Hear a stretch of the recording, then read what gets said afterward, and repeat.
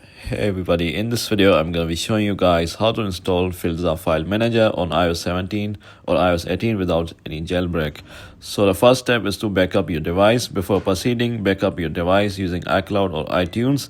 This ensures your data is safe in case something goes wrong during the installation process.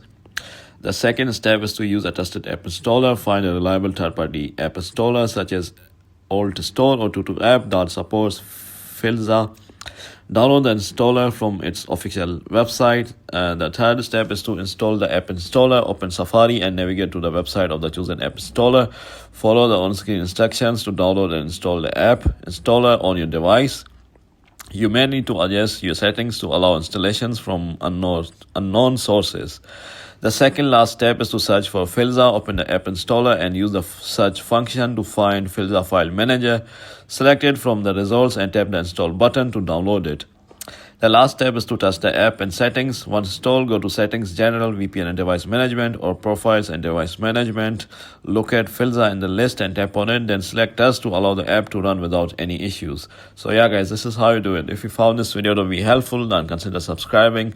With that being said guys, I'll see you in the next video very soon. Peace.